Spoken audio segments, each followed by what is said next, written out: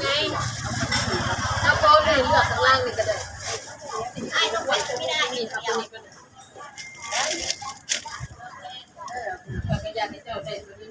ข้าวเหนียว10 บาทแต่คิดว่ามันนักกันเมื่อไหร่นะก็ต้องนี่ผมไม่ได้งานแบบเลยเพราะว่าอย่างร้านตัวแรกก็ได้ให้ขายจำเป็นเนาะนี่คนนี้ไม่ได้นะไอ้แบบไม่ได้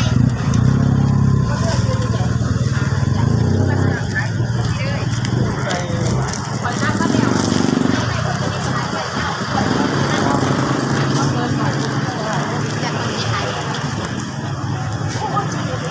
อะไรคะปลาส้มก็มีนะคะซับไม่เล่นกับคุณหอยนะนี่ดิ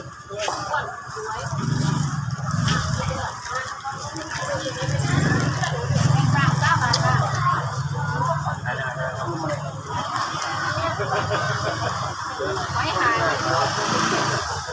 พี่ปลาส้มเหรอนี่ได้เป็นตัวก็มีเอาพริก2 ถุงจังหวัดเลย5 6 7 8 9 10ร้อยนึงพอดีเอาพริกยังไงนี่บ่ แก้ไอ้ ผสมแล้วมา ช่วงโอนได้เขาไหนไม่ปาก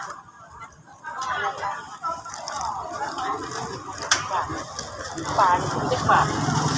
คุณอาหารที่กาดเนี่ย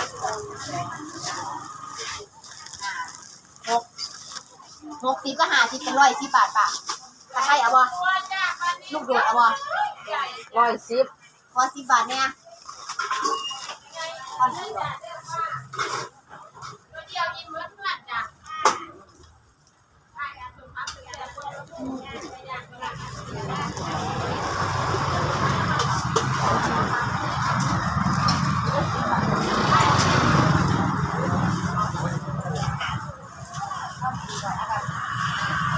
นอาหารที่บาทได้แบบบ้าน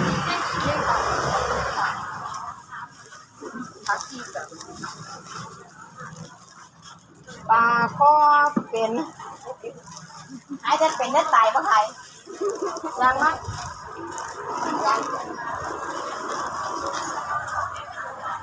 เอาปลาส้มเอาปลาส้มสัตว์ป่านี่ตลาดเนี่ยตัวมันตายส้มใส่ดาทำไมเขามาขายเร็วที่แล้วมึงเลิกฝากขาย ธุรกิจบาทเนี่ยมึงเนี่ยเนาะกำก็นัดบางอย่างโดนนัดถุงบางอย่าง ปลากระแยงน้อยเป็นบางอย่างมัน60 บาทปรากฏกับนี่บางอย่างกับนี่คนกัน ปลาเปล่าอันนี้140ที่เขาเราบอกแม่มีจังหวัดที่180 บาทบางที100 ถุงละ20 บาทเป็นหน่วยละ20 บาทเป็นถุงละ20 บาท180คนสี่คู่ก็200นะมุกปลาซิ่วเลย ยาร้อน200ไม่เลย มุกปลาซิ่วแซ่บอยู่ มุกปลาซิ่ว265 บาทเอาไปเป็นตัวละ10 บาทไปไม่ได้200ไปอีก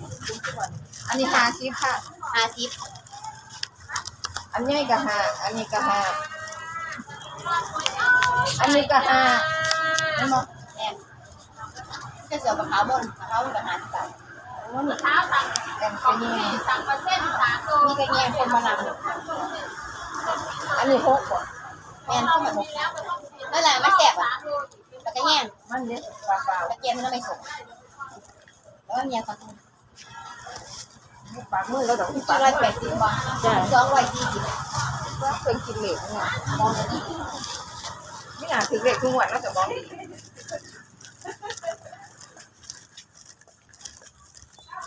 ของกินเยอะแยะเลยไม่มีตังค์ไม่พอ